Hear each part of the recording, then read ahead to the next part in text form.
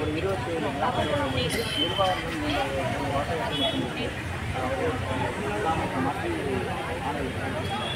இந்த ஆலை வந்து அரசாங்கம்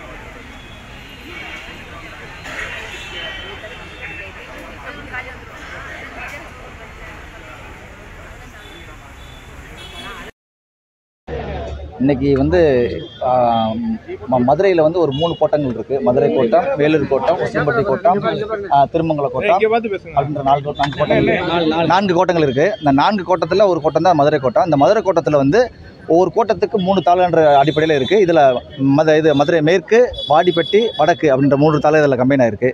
இதில் ஒவ்வொரு கிராம நிர்வாகிகளுக்கும் இதில் ஆ கிராமம், ஆவண கிராமம் அப்படின்ற பிரித்து வச்சுருக்காங்க கவர்மெண்ட்டில். இதில் ஆ கிராமத்துக்கு 1 வருஷம் பணிபுரியணும் அந்த பிஓஓ. ஆவண கிராமம் அப்படின்ற பி கிராமத்தில் வந்து 3 வருஷம் பணிபுரியணும்.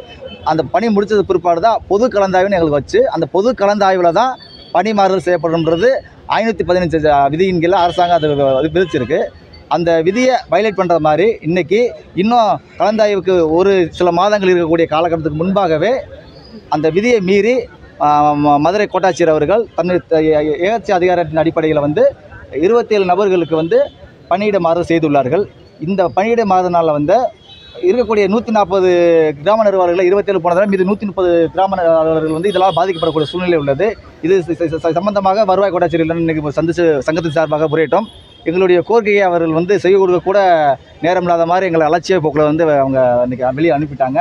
இந்த அவங்களோட இந்த கோரிக்கையை வந்து நிறைவேறும் வரை நாங்கள் அனைவரும் தமிழ்நாடு கிராம நிர்வாகிகள் சங்கம், தமிழ்நாடு கிராம முன்னேற்ற சங்கம் அனைத்து உறுப்பினர்களும் சேர்ந்து மதுரை மாவட்டத்தில் மேலூர் கோட்டத்துக்கு உட்பட்ட மதுரை கோட்டத்துக்கு உட்பட்ட கிராம நிர்வாகிகள் மட்டும் இந்த உள்ளிருப்பு போராட்டத்தில் தற்போது கலந்து கொண்டிருக்கிறோம்.